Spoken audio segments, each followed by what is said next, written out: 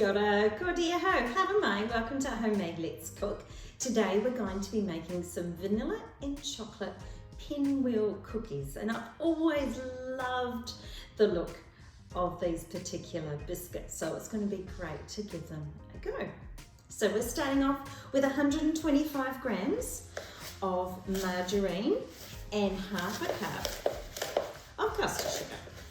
I'm just going to quickly cream them together. Now, while this may seem relatively simple and we don't have many ingredients, we do need time for our biscuit dough to spend in the fridge. So we will have to take that into account. So into that, 1 egg. All right, so that comes together very easily. 2 cups of plain flour. And just start to slowly combine. Now, of course, I'm using chocolate for my second colour, and we are going to put some vanilla into this first as well. But you could make whatever colours you want. You could have your vanilla mixture and you could add some food colouring. Maybe some red would be nice and make some pink. Or you could be a bit outrageous and make blue or green, but pink would look nice. Pink and vanilla would look particularly nice. So this is just starting to come together. It's going to be quite firm, of course, because it is a biscuit dough. And of course, as always, some of that butter gets caught on the spoon. So I'll just get that back in there. Now, if you wanted to, you could be quite pedantic about the amount of biscuit dough and making sure it's half and half, and get your scales out. And of course, I'm sure some of you will do that, but I'm not going to do it today. We'll just plant that idea for you anyway. So I'm just going to eyeball mine. So that's coming together nicely, and of course it's gotten to the point where it's time to get your hands in. So this is a beautiful biscuit dough.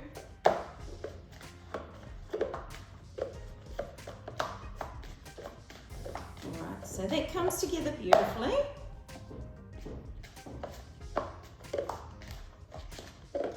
Alright, so I'm just going to divide that. It looks pretty much in half to me. I'm just going to add a little bit of vanilla to this one. And some cocoa to the other. Add about a tablespoon worth.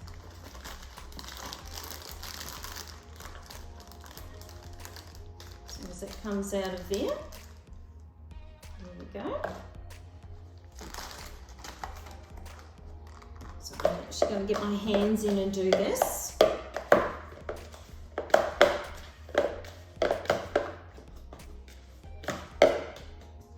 Mix that around. All right, this will probably be a little bit messier.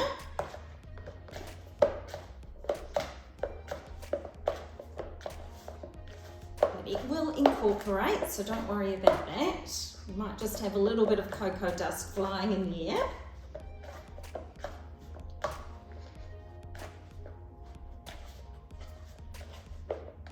So just continue with that.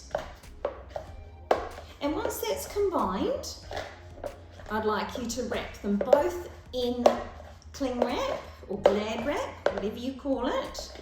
And I want you to pop it in the fridge for at least 20 minutes. And then we'll see you back here for the next step. See you soon. All right, so we're back with our dough that's been in the fridge for at least 20 minutes. If you've got a little bit longer, that's fantastic. Now, I'm just going to unwrap it. Now, I've decided that I am going to roll mine out onto baking paper, and hopefully that will help us with the next step. So I'll just set that one aside to start with. So I'm just going to roll that out. Now, if I need some flour, I've got that at the ready as well, because your dough may still be a little bit sticky. So I'm actually just going to put that on the rolling pin, and I'll keep on adding it if I need to, which I'm going to need to on this occasion. I might just sprinkle a little bit on the dough. So just roll it out. Now it's up to you how thick or how thin you want to make it, and your biscuits will be appropriate to that size. And the other thing that we want to try and do is even it up. So we'll have to try, if we can, make a rectangle shape. So I'm just going to shape that a little bit better, and then I'm going to roll it again.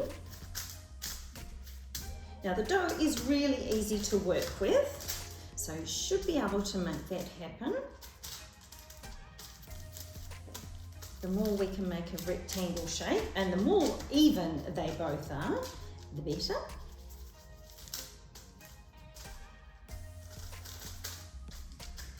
Right, and I'm not going to make mine too thin, and I'm not going to make it too thick either. So we're working on about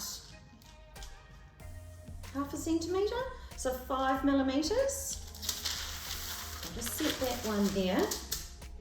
I'll just roll out the chocolate one. Now this is a little bit firmer than the other one. So the other thing that I did is I also popped this on the bench and gave it a little bit of a knead before I put it in the fridge. And I'm trying to start off with more of a rectangle shape. I'm sure you get the idea.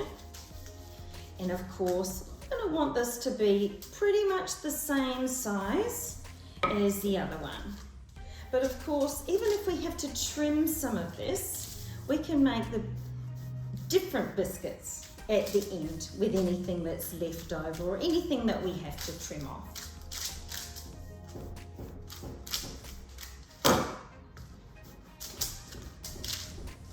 And it doesn't matter if your coloured dough is a little bit mottled, that's fine as well.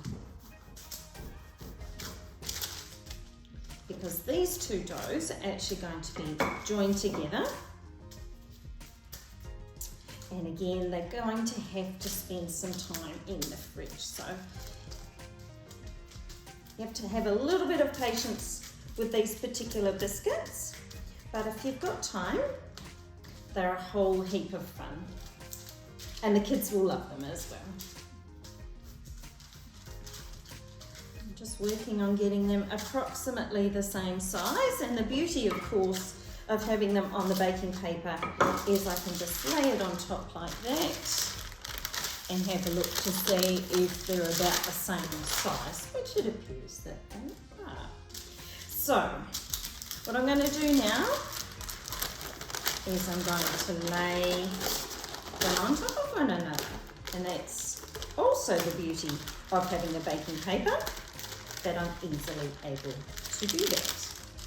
I'm just going to peel one of those off, and I'm going to just shape them a little bit if I can.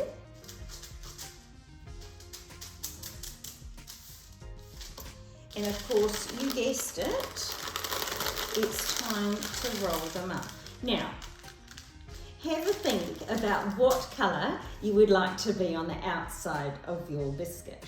If you want the vanilla to be on the outside, you'd have put the vanilla on the bottom, but I'm going to have the chocolate on the outside. So I have got the chocolate on the bottom, and I'm just going to roll this as best I can. Now you can use your paper to help you, bit like rolling some sushi. Use sushi mat. Of course, if you've made this dough a lot thinner, you will have more spirals in your biscuit.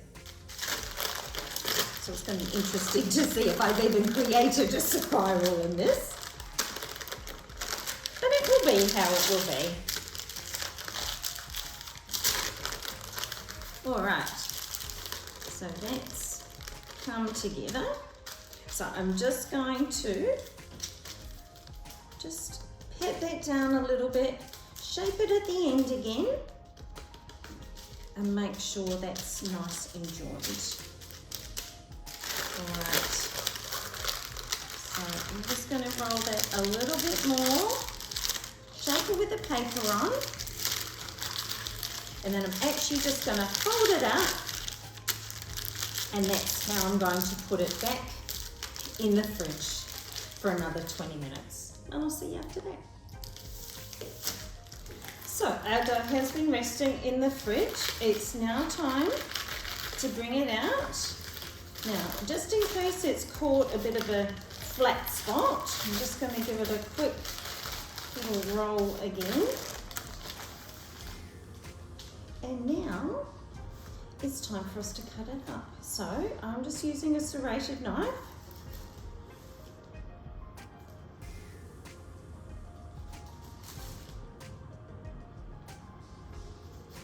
To cut slices.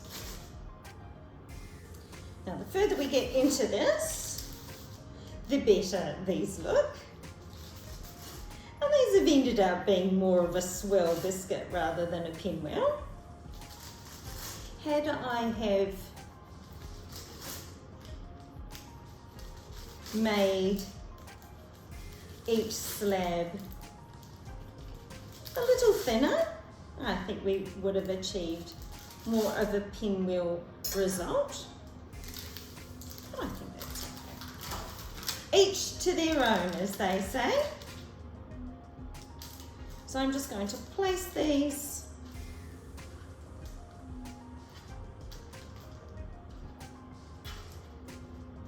on my tray. I'm going to shape them a little bit more into a circle.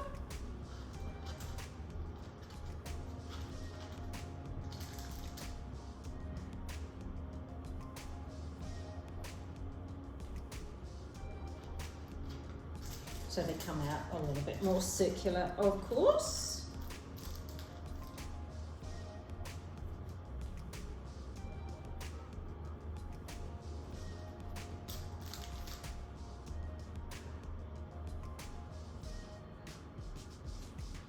And we've got enough for a couple of trays worth here. So I'm just going to continue shaping these, pop them in the oven, just moderate, keep an eye on them. You'll just want them to brown slightly on the top. And you could give them a little bit of just a little press down as well while you're shaping them if you wish.